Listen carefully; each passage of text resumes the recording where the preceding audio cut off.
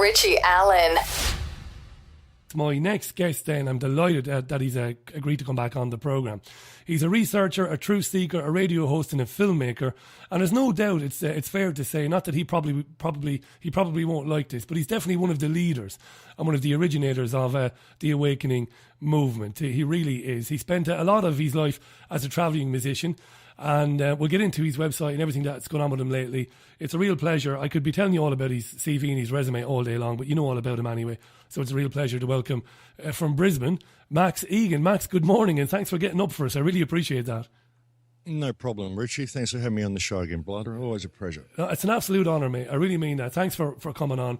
There's so much we can get into. Can I first of all ask you, because you've been going down this road a long time and bringing people information that they wouldn't ordinarily get. You've been doing it for a long time. You're not that old, but you're one of the godfathers of this movement. And I know you've not got any sort of an ego, so you might not like me saying that, but I will anyway. But when we see what happened in Sydney with this man named Haron Monis, and then the Australian Prime Minister Tony Abbott, and not only Tony Abbott, the Prime Minister, but everybody working in the mainstream media are reading from the same song sheet or hymn sheet and telling us, we're going to have to change. We can't swan around in the free world that we thought we were living in. We're going to have to change. Does a guy like you, and I've asked David Icke this before, do you ever get sick to the back teeth of this, Max? Because you've seen this so many times. I do, mate. I get absolutely sick to the back teeth. I get very frustrated at the willingness of the public to just lap up what they say all the time and to just give their rights away. And we predict these sorts of things are going to happen all the time, and we tell them what the outcome's going to be, and they go, oh, yeah, you're a conspiracy theorist. And then it just happens, and right like clockwork, like we said, and they still don't see it. And it does get frustrating. And we're seeing it in so many countries now, Richie. They're ramping up these events everywhere. We're seeing false flags everywhere. And even if it's not a false flag, I mean, even if this guy was for real, and I would suggest there was a lot of it was staged, but even if he was for real, I mean, the amount of hype from the media, they shut down Sydney airspace. Yeah, that's right. Yeah. There was a guy who'd taken over a chocolate shop with a shotgun, and they shut down Sydney airspace, for God's sake. I mean, this is absolutely ridiculous. It's incredible, the amount of hype. But I know people that were in Sydney the night before, they said that Martin Place was a ghost town the night before, and there was an incredibly heavy police presence. They couldn't understand why there were so many police in Martin Place the night before. Can you do me a favour, Max? Can you put to bed a couple of myths for me? You might not put them to bed, you might affirm them. The internet is awash with stories that the very cafe in the very area was subject or was used for a terror drill a year or so ago, or maybe less. Any truth in that? Yes, it's exactly true. That cafe was used for a terror drill almost a year to the day. They put it in your face, Richie. They put it in your face all the time. They like I said, the cops were there the night before. There was a heavy police presence. They had one street cordoned off the night before, according to a friend of mine who was there. I have heard reports from someone who's not willing to come forward and put their name to the claim, but I have heard reports that they actually evacuated the Martin Place train station 5 minutes early. So, I mean, I can't confirm that, but I've heard that they did. This guy was well known to the police anyway. And, I mean, the whole thing just reeks of a staged event. And, of course, we had Tony Abbott come on TV sitting in front of a Christmas tree, no less. A Christmas tree. What a nice touch. And no us and them connotations there, Oh, look, they're attacking us at Christmas. And the media are calling this guy a fake Muslim and an Islamic extremist in the same breath. So what is he? Is he a fake Muslim or is he an Islamic extremist, He strikes me, I got into trouble with one of our guests. I had Maria on the other night, Maria Heller. Maria gave me a bit of a caning because I was trying to make the point that this guy looks a bit like Omar Bakri. Do you remember Omar Bakri in London? Omar Bakri Mohammed. He was a bit of a buffoon. He was the subject of a John Ronson documentary. David was part of it as well, called Adventures with Extremists. He used to be known as the Tottenham Ayatollah, Max. He used to run around London saying all sorts of bizarre things and looking for attention, effectively. And when September 11th happened, Omar said some silly things about, it's great, we're fighting back and all this sort of stuff. But really, he was a complete buffoon. He was kind of like a caricature character. And although this guy allegedly did some bad things to his wife and he allegedly committed some sexual offences, and if he did, that's a terrible thing. I don't want to diminish that. He struck me, because of his previous with the Australian press and the fact he was a very public figure, as just being a bit of a clown, Max. Am I right in saying that? A real clown type figure. Yeah, he was kind of a guy who claimed he was a Muslim cleric and wasn't. The whole Muslim community rejected him and said, this guy's just an idiot, you know. He's just a nutter. He's just a bit mad, really, and a buffoon, a clown. I mean, no one ever took him seriously, but he was well known to the police. And, I mean, I wonder if it was even him. I mean, I just don't believe anything they say. I wouldn't be surprised if it was a Mossad agent in there dressed up as him that did the whole damage, and they just brought him in and shot him and left him on the floor. That wouldn't surprise me at all. That's the sort of scenarios they put together. And the interesting thing as well, there's two Jewish entertainers apparently that worked in that shop as well, who left 5 minutes before the gunman arrived. And can that be verified now? Because you know that we're going to have listeners now who are going to say, there's Richie now and Max again. They're blaming everything on Israel. That's what people do in the alternative media. They blame everything on Israel. I know you don't. So I don't have to defend you because I know you don't. But some of our listeners will be saying, oh, there they go again now. It's always Israel. Yeah, well, yeah, I don't like to point the finger at Israel, but unfortunately they do a lot of damage. I mean, the same with this ISIS thing that we're seeing in the Middle East. I mean, this is Mossad. This is a whole Israeli operation. ISIS are getting their logistic support from Israel. They're receiving medical attention in the Golan Heights. I mean, the whole thing's a staged event. But as far as what happened in Melbourne, if Israel was involved, I mean, I don't know. Mossad fingerprints are on a lot of things, but it's interesting that these two Jewish entertainers left before the gunman arrived. It's interesting that the police were there the day before. It's interesting that they did a terror drill at this very cafe 12 months before, almost to the day. You've had Tony Abbott coming on TV saying we need to expect a terrorist attack. And then as soon as this happens, this one lone shotgun in a chocolate shop, they shut down the airspace and say they have to bring in all these new laws. I mean... And like you said, we've seen it so many times before. We saw it after September the 11th with the Patriot Act. Just to back Max up, you know, the mainstream media, and this is absolutely true now, the mainstream media have been hinting in the last week or 10 days about Israel either deliberately or inadvertently helping this group ISIS, you know, with attacks against Syria, of course, completely illegal attacks on Damascus by the Israeli Air Force. So this isn't conspiracy theory here, and it isn't just bashing Israel either. The mainstream media have been, you know, hinting at this. Where Israel's concerned, actually, I think, in light of what happened a couple of months ago, Max, they're more and more, okay, they're still not doing enough, but they're more inclined now to be more critical than maybe they ever were before, I think. Oh, yeah, because of the recent incursion into Gaza. Yeah. But Israel's been sacrificed. I mean, you can see this is what's happening. They don't really care about Israel. Israel's simply a puppet mechanism of the elite anyway. It's the mechanism that's being used to destabilise the Middle East. I mean, you've got a lot of Europe now screaming out about white genocide and the horrible influx of Muslims. Our countries are being overrun by Muslims. Well, look what it isn't that Muslims are invading the Middle East and overrunning the countries. Is that it's a mass exodus from the Middle East because of what the West is doing to the Middle East. I mean, if you lived in Syria, would you want to stay there? Yeah. Of course you wouldn't. You'd be running off to Europe anywhere you could, doing anything you could to get out of that area. So they kind of create this whole scenario whereas the Westerners perceive they're being invaded by Muslims when really it's the Muslims escaping from Western intervention in their own countries. So they create this whole scenario and destabilization mechanism all around the world. And, you know, it's I don't know, it's coming to a head, Richie. It's really, really coming to a head. This year, the next 12 months, I think, are going to be absolutely crucial. You know, we need people to stand up and speak their truth, make their voices heard.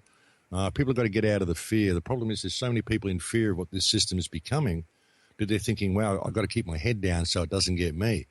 Well, it's going to get you. It's going to get everybody if we don't pay attention. And if you're that scared of the system that you're scared to speak out, then because of what it's becoming, then why would you maintain your silence and let it become what it's becoming? What about because you that actually lovely... have a chance to speak out now and stop it, you know? And when you're talking there, I'm thinking of that lovely line by Bob Dylan in Like a Rolling Stone where he sings, when you ain't got nothing, you've got nothing to lose. Is that going to ring through for many people, Max? Many people who maybe never before understood hardship or poverty, but will do increasingly over the next 6 months or a year. And then, you know, the system won't know what's hit it. Because I was speaking to Thomas Sheridan before you in the first hour, and like myself, Thomas is amazed that apathy seems to have disappeared in my country, Ireland. And Irish people are turning up to the capital city in their tens of thousands every weekend to demand their rights to water as a human right. That's a really positive thing, Max, because Irish people were pretty apathetic and did take a lot of, hits up the backside in the last 15, 20 years and did nothing. Now they're doing it. Is that a good sign for everybody else? Well, it is. It is. It's a good sign. Now, unfortunately, people don't act until it comes to their backyard is the problem. But it is. It's a good sign. People are losing their apathy, but still they're working within the parameters of the system. Like they're going there to demand their rights. What they need to do is go there and say, listen, you, government, need to show cause why we shouldn't express a loss of confidence in your ability to govern this country and dismiss you immediately, because we're all in a state of hardship, and that's not what we employ you to do. I mean, people have to realise governments are their employees. We don't need to petition these people. We don't need to do any of that. All what we need to do is to listen to this chook. It's brilliant. I think it's fantastic. The actuality absolutely brings. I know where you are. It's fantastic. He's up on the windowsill while I'm doing an interview. Great stuff. By the way, for our American listeners, chook is chicken or hen. Yeah. Is it hen or chicken? Yeah. It's chicken. Yeah. It's a hen. It's a hen. A hen. Yeah, brilliant stuff. I'm just going to go and get rid of him, mate. I'll be back. Yeah, go ahead, yeah. If you're just joining the programme, it's the Richie Allen Show in association with DavidIke.com. The truly magnificent Max Igan is on the line to us now. Max has just gone to shoo away the chook, which is a hen, because he's living in the outback. He's living in the wonderful wilderness there. Self-sufficient is Max. Love to be self-sufficient. Yeah. Love not to have to go to the supermarket to buy stuff. Anyway, I was just rambling away there. Welcome back. That was good. I couldn't hear you. The thing was standing on the windowsill. You see, this is the beauty of doing anything live. You just won't. You don't forget moments like that. Absolutely brilliant stuff. Now, look, I get annoyed like you do. I get annoyed when people don't get annoyed. This government here in Britain is planning on selling its stock, which belongs to the public, by the way, its share of Eurostar, of the Euro Rail. You know all about this, Max. And they're planning on selling it, even though they're being warned that the price they're planning on selling it for, and of course we know they're planning on selling it to their buddies in the city, but the price they're planning on selling it for is ludicrous, because new rail routes are going to be opening up all over Europe in the next 5 to 6 years. And what they're planning on selling this rail network that they own for to a private company is going to be peanuts compared to what it's worth. Now, you and I both know, Max, that is almost treachery. It's almost treason to do that, to sell a state asset for vastly less than what it actually is worth. But we're back to the apathy thing again. I've mentioned that to a couple of neighbours of mine that I've had dinner with, and they've looked at me as if to say, stop boring the bejesus out of us. I'm not interested. Yeah, that's the problem. People don't see it unless it's in their backyard. That's unfortunate. And we'll see what's going on there. It's about crashing all the economies. The problem is, once people get to that state where they're totally on the poverty line, and we're going to see 80 to 90% of our population is living below the poverty line within the next couple of years because of all these austerity measures. Unfortunately, people have been trained to believe the economic system's real, and a lot of them are going to wear it. A lot of them will go get the food stamps, they'll go get the handouts, they'll go work in the factories and all of this sort of stuff.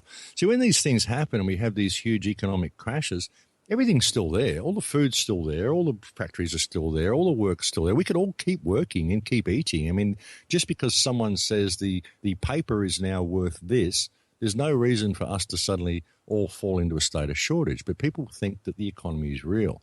And so unfortunately, a lot of them will wear it. And when things do erupt and people do think they've had enough and they rise up or whatever, unfortunately they might do it in a violent way, and the police are trained and ready for it. Our police have been militarised for this event. See, the only way they can really control the world is to push people into a state of absolute scarcity and absolute hardship so they rise up, because then that gives them the excuse they need to lock them down for their own safety, of course. And that's where we're going, if people don't stand up now and start speaking their truth. And again, to back up what you're saying, not that I need to do it, I think the vast majority of people listening to this program will be, open to the information that you're putting out. All over the world, we're seeing things, particularly in America. We're seeing, as you said there, what they're preparing for. We know that Homeland Security a couple of years ago bought over 1 billion full metal jacket rounds of armour-piercing bullets that you wouldn't need domestically. But they bought them for Homeland Security for domestic use. Again, the question begs to be asked, why would they do that unless they were preparing for something? And in the United States, where we have a lot of listeners, and I know you have a lot of followers, Max, in the US, they are coming to terms with the fact that FEMA camps, these massive open air, sometimes closed in places to house people have actually been built. They're real things, and they're lying there empty. Nobody's acknowledging that they actually exist, but people have gone to see them and filmed them. And again, it backs up what you were saying. They're preparing for a mass revolution, for a huge... And we can segue into now you and I talking about what happened in Ferguson, what happened in New York, Eric Garner being choked to death by a cop. It's on video for everybody to see, and nothing happening about that. Michael Brown being shot to death as he was walking away. Are these incidents the beginning of a big movement in America, do you think, Max? Are we going to see more and more of these protests in America? Are they going to get big, and are they going to get more and more scary for the authorities? What do you think? I think they're going to get big and scary if people don't wake up. But it's all been staged. It's all got an agenda. It's all pushing towards this state. See, if they've got to push the people into revolution in order to introduce martial law. It's the only way it will be accepted. And that's what they're doing. And they can do it through austerity. They can do it through what they're doing in the United States, just by random shooting of people and obvious police brutality and watching the police get off scot-free. This causes enormous animosity in the community. They're going out of their way to do everything they can to upset people, destroying the water table with fracking. That's what fracking's about. They don't need the gas. It's about destruction of the water table. That's what it's for. This drives people out of the country. It makes the water a precious commodity. You've got people buying up water all over the planet and destroying all the groundwater, so we don't have any access to water except for their water. So all of this stuff is going, and it's all pushing this towards a revolution. And I think it will get pretty ugly in the United States because, unfortunately, in a lot of the suburbs of the United States, there just isn't a lot of consciousness. People are driven to this state of rabid competition, rabid street competitions, like gang mentality. This is how they can survive. It's the only way they know how to survive. And our society has been purposely pushed towards this point where these type of individuals have been created. And also with all the homeless mothers and all these kids that grow up with a chip on their shoulder and want to attack everybody, these are perfect recruits for the police force. So we've created this system whereby we've got these sociopaths that we can employ as our private military, and we've got all of these disorganized people. You know, if the community were to get organized and respect each other, we could stand up and we could pull our governments down right now peacefully under their own legislation, simply by the actions of Israel. This is why I've focused on Gaza and Israel so much on the shows recently, is because it's such a huge opportunity for mankind, because here you have a major nation carrying out a plethora of war crimes. I mean, a list of war crimes as long as your arm that Israel's carrying out against the Palestinians. It's not even a debatable point. No. Well, the United Nations have said it. They've said it in recent weeks that they know that the school was targeted. They know that civilians were targeted. And this is coming from the UN people. So again, anybody listening to this who's going to accuse us of, again, bashing Israel. The reason why I'm saying that, Max, is because we do have a lot of Jewish listeners to the programme. I know this because of where the programme is going out. But we're not bashing Israel. It's a fact. Well, I'm not bashing Jews. The problem is the Israeli government. What we got here, it doesn't matter who the government is. If it was Ireland attacking Cornwall, I'd be saying this about the Irish government. You know, it's what we got here is a government that is carrying out war crimes according to the Geneva Convention. You know, bombing schools, bombing mosques, even the collective punishment of Gaza Strip. This is a war crime. You can't have collective punishment. And they say, they voted for Hamas. They deserve what they get. And let's look at that statement. There's 1.8 million people in Gaza Strip. Over 900,000 of them are children, and about 450 of the adult population are women who don't vote. So that means there's about 450,000 people in Gaza who voted, and the majority of that voted for Hamas. So that's about 250,000 people. That's who voted for Hamas. What about the other 1.5 million that are suffering collective punishment because of the vote of these people? So that argument falls completely flat. What my problem is that everything Israel has done is a war crime, and we have legislation in our own countries, like in Australia here, Section 80.1 of our Constitution basically says that our government cannot support a government who is carrying out war crimes. So why don't the Australian people rise up now and demand that our government show cause why it shouldn't be held accountable for war crimes for supporting the actions of Israel? That's an opportunity for every single country. And same in Ireland, same in England, same in America. Every single country has legislation in place that prevents your government from supporting war crimes. All the people of the world have to do is stand up, and you can charge your governments under your own law, and we can start regaining control of this situation. And that's a huge opportunity that's been given to us by Palestine. And if we don't pay attention, the way of Palestine will be the way of the world, because this is a system of warehousing and surplusing human beings, and it shows exactly how little regard they have for human life. And this is coming to a town near you. This is what they think of people. And this is providing us a huge opportunity to pay attention. And it is as Mandela said, it's the greatest moral issue of our time. And therefore, it's the greatest opportunity of our time we've ever been given for freedom from tyranny. It's a huge opportunity for all of us. We need to pay attention because people are dying and suffering right now to give us this opportunity. And it exists. It's right there in all of our countries right now. Yeah, we've had reporters on the programme in the last week or two who were there and reporting from Gaza and testified to what happened there. And, of course, it was only one in a long line of incursions where this sort of stuff happens. You get piecemeal criticism, don't you, from, European governments, but that's all it is. You get nothing from Britain or America. But you'll get some, the French and the Portuguese and the Spanish and the Irish to a certain degree will say, it's wrong and it's terrible. But you get nothing else. Nobody has the balls to basically say, well, let's talk about punitive measures. Let's seriously sanction this country for behaving like this. Let's ignore the blockade. Let's say that it's illegal under international law, and let's send UN convoys of ships in there with aid. Absolutely. Yeah, but of course they don't, and this is what pisses me off about the United Nations. They'll condemn and pass resolution after resolution after resolution, but they won't basically say, all right, the next time the Mavi Marmara or another ship goes in to try and get in there, we're going to send an international coalition of ships to go with them to stop the Israeli military from stopping them going in there. You get nothing other than criticism. You get no punitive measures, and that's what it is. No, that's terrible. Well, yeah, the United Nations is a toothless tiger. I mean, the United Nations is united only in name. It's a dictatorship run by the United States and Israel, both who have the power of veto over any decision the United Nations makes. So, yeah, we're all united, but we're going to say what happens. That's not a United Nations. That's a global dictatorship disguised as the United Nations. I mean, and Gaza, Hamas have been asking for UN peacekeepers to keep their borders secure for months. They've been asking for UN peacekeepers to be stationed at their borders to prevent any confrontations with Israel and Egypt, and they won't do it. So, the UN can condemn this as much as they want. The UN's the one who sanctioned Israel to start with and divided Palestine and gave the country to these Khazars who came down and usurped the place masquerading as Jews. So the UN's as much to blame in this situation as anyone. They created the problem to begin with. So, they're a disgusting organisation, and anything they do is a token effort. They're a toothless tiger. They're united in name only. They're there to appease the people and create the view that there's actually something being done and that people actually care.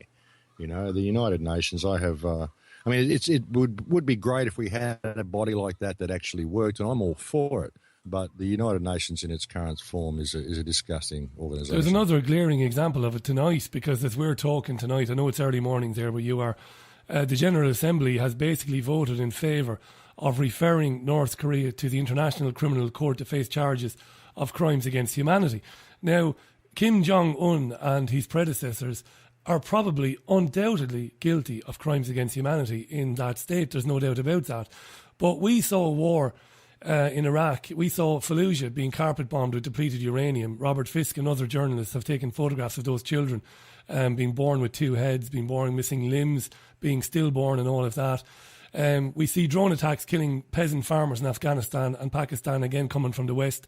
I could be here all night listing out the crimes. We talk about policemen shooting innocent and unarmed civilians dead for no reason in America. No condemnation of that by the UN General Assembly at all. Just that the North Koreans are crazy. Easy target because, of who they are. Of course they are a terrible regime. But how can you ignore what comes out of our countries?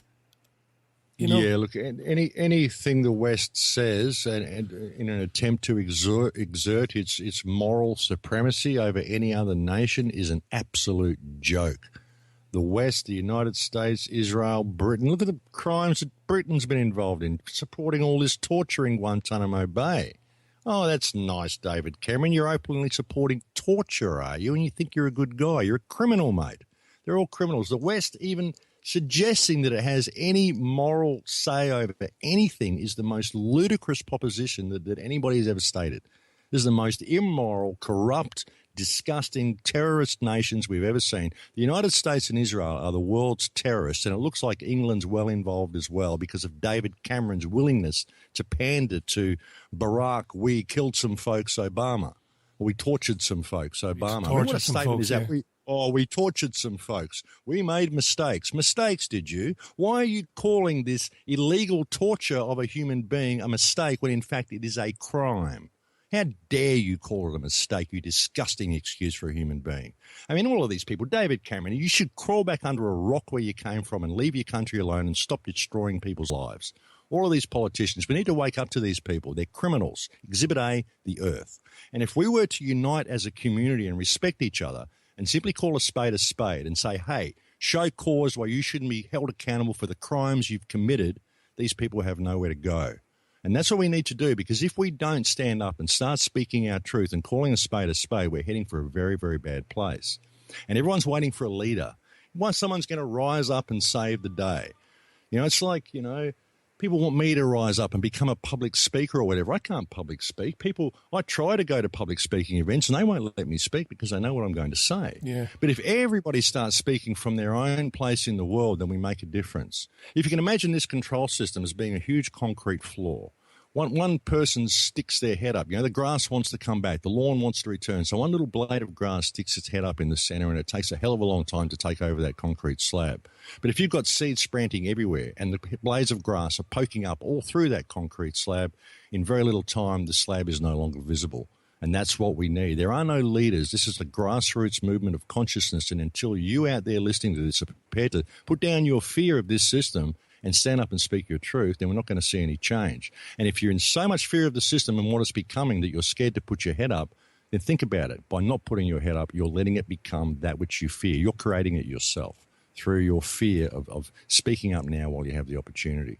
And that's what we need to do. We've got to call these people out, stop playing by their rules, stop petitioning them, stop asking them to please fix things that they created. These are the ones who created the problems. They're going to fix anything. They don't care. They're destroying the planet. They're pouring depleted uranium everywhere, pouring radioactive waste into the ocean, destroying the water table, selling off all the assets, taking everything they can from the people. What makes anybody think that these people are going to do the right thing no matter how much you plead or petition them? They're a bunch of criminals, and they need to be removed from office peacefully. We don't need any violence, but we need a united community to stand up, speak their truth, and call a spade a spade. And if you don't, then the world you get is the world you deserve because you didn't pay attention. Because you didn't pay attention. Now, they're psychotic, which, of course, is problematic in itself. And we were speaking about the atrocity in Peshawar, the so-called Taliban atrocity, which resulted in 132 children, amongst others, being shot. And I was saying on the programme the other night, and I got a few emails about it, people saying, oh, prove it, Richie. And then I did prove it because it's all there. You know, the mainstream media does, you know, if you sift through it, it does have these articles from decent journalists telling you the truth. I made the point that our fingers, even if it was the Taliban who did this, that our grubby fingers were all over it because the weapons used in that were sold to these guys by French arms dealers who bought them from US and German companies. And people don't want to hear that. You know, it's nonsense. You're just making it up. I said, no, I'm not making it up. I can prove it.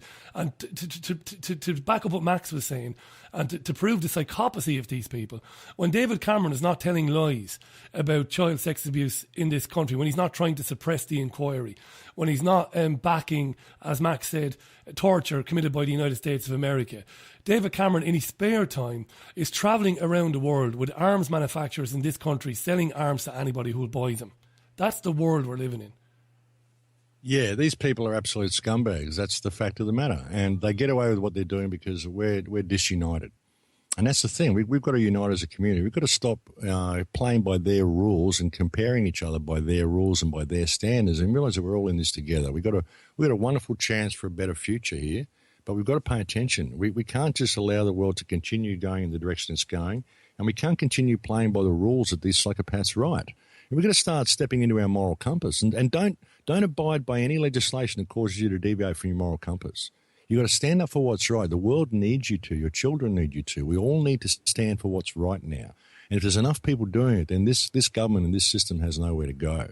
You know, we don't need to reconstruct this system or pull it down or change it in any way. What we need to do is change our heart space, change what our intention is, change the fear that we have in our body. I don't have any fear of this system. I don't have any fear of these people. They're just people, and I'm sick to death of what they're doing. And I do what I do not out of hatred for them. I don't speak out against Israel for hatred of Israel. I speak out about all of this stuff out of love for life and love for people. We have a huge opportunity here for a better future because the system's laid bare. We can all see how corrupt this is now. Everybody can see how corrupt our governments are. Everyone in this country, they look at Tony Abbott and go, this is the worst liar we've ever seen. Why is he still in office then? How is he still there? It's because we're disunited. If we were not disunited, we could all just stand up and call a spade a spade. But it's this disunited nature of our communities. And then we go attacking symptoms. We go shaking our fist at this and at that, and we're not looking at the bigger picture, which is the whole system itself, the economic model and everything to do with it. We have to address it, Richie, and we've got a beautiful opportunity to do so. We certainly do. The control system is so powerful, though, and you and I touched on it the last time we spoke, and that is consumerism and television. You know, after we spoke last time, I took my dog out for a walk, and I walked down our street. I live in a kind of a heavily populated area in South Manchester, and I was walking along the street, Max. We did a pre-record, if I remember, because I wasn't sure that I wanted to get you up so early, and we did a pre-record in the afternoon here, and I took the dog out and I walked along the street, and it occurred to me, Max, every single house, every single living room was lit up from the outside. You could see from the street because all the tellies were on. Everybody had a telly on. Yeah, you can see that blue glow coming from behind the curtains, and everyone's just there in a trance state being programmed for the next day. It's incredible. And you find that even when people go out and they're talking to each other in a workplace, often they're talking about what they watched on television the night before. Even their knowledge of global events, it's what the television told them or what they read in the newspaper, which was published by the same people who run the television station. So it's all very, very controlled information, and the information people are getting, it's all other people's realities. It's all other people's versions of reality. Even we don't live our lives now. We live the lives of other people vicariously through the television set. We tune into our favourite show and we live that guy's life or that girl's life, you know. And what are they not doing? What are they? When you look at these television shows, what's the one thing the people on the television shows aren't doing? Watching television. That's right. That's absolutely right. Yeah. But you're sitting there watching TV and you're watching someone else's life and you're living their lives. But hey, there's a whole world outside. You could actually be going out and doing what this person on the TV is doing. You don't need to watch a fishing show. You could go fishing, you know. That's right. Yeah. You know, it's simple. You know, you don't need to watch a show about people going and sitting and having a conversation in a cafe. You can actually go out to a cafe and have a conversation with someone. So I wonder, is that day gone? You know, when you got on a bus, there used to be a day when you got on a bus and somebody came on the bus, they sat next to you. You used to actually talk to them. A couple of comments coming in. Well, there's more than a couple I've had. There's dozens of tweets coming in, Max. Joanne Clayton says, great comments from Max. Max is telling it how it is. Good on you, Max, for speaking out against war crimes, because that's what they are. Alex has been on to say, Max talks truth with clarity. What an interesting and pleasant person to listen to. And there's many more of those. And I've had emails as well. It's a powerful tool, though, tell you, and I don't want to dwell on that because we've only got 3 or 4 minutes left. It's such a powerful tool, Max. And to try and, you know, extract people from the grips of it, it's so difficult, isn't it? It is. It's very difficult. It's the most insidious form of mind control that was ever created, and it was created for a very specific reason. It's done an enormous amount of damage. But again, people are waking up to it, you know. I haven't had a television for 19 years since I've had one in my house. So, yeah. I just don't like them at all. It's very strange when I go to someone's place and they've got one on. I just don't know what to do, and the people won't talk to you. You go to someone's house and you try to have a conversation, and they're too busy with the television show. It's really weird. It's very offensive, that. I actually find it offensive. If I go to somebody's house and they've got it on and they don't turn it off, I get very... I don't say anything maybe, but I find it really, really offensive. That's the only word I can think of. I think, why? Turn it off, let's talk, you know. There's so much to talk about. But it's a shame. Yeah. It's a shame. I think we're heading for good places, Richie. They're trying to make us head for bad places. And now everybody, it's the most important time in history. All of the work you've done, all the people out there, all the people who've listened to the alternate medias and stuff, it's all been in preparation for this moment. The next 12 months are going to be something like out of Star Wars. It's like a science fiction film. At the moment, it's like a B-grade movie. But it's going to turn into a science fiction film within the next 12 months, and we need people to stand up and speak their truth. Now's the time. This is what all the preparation has been for, and there are no leaders. Do not wait for a leading voice to stand up and lead you. Lead yourself. stand up and speak your truth. Step out of the fear, raise the frequency, raise your frequency, raise the vibration, step out of the fear. Realize that the people that are doing this are just people. And not only that, they're your employees. And if you live in a community that respects each other, get out, know your neighbors. If you're baking a cake, bake 2, give 1 to your neighbors. Bake more biscuits, give them away to people. Just do something. Get to know the people in your community so you can stand together in one empowered voice and we can turn this thing around. But if people don't raise their frequency, change their vibration, stand up and be counted now, then we're heading for a bad place. And it's up to everybody out there. This is what we've been preparing for. It's all coming in the next 12 months. So we're walking on the edge of a knife at the moment, and reality could shift and go in either direction. And it's all up to the degree of participation of the people. Max, that's brilliant. Max's website is thecrowhouse.com. You can read all about Max there, but more importantly, you can get links to Max's radio shows and radio archives. The man's a brilliant radio presenter. Listen to his talks. They're absolutely fantastic. Find Max on YouTube as well. You've only got to put Max Igan in YouTube and get some of his absolutely vital presentations. Max, thanks for getting up early and talking to us there on Friday morning in Brisbane. It was an honour, mate, to have you on. Enjoy the holiday period, the Christmas period. And please, in the new year, early in the new year, please do come back on and talk to us. I'd be delighted to have you back on. Happy, Richie. Anytime to come on, brother. Thanks for having me on. Richie Allen.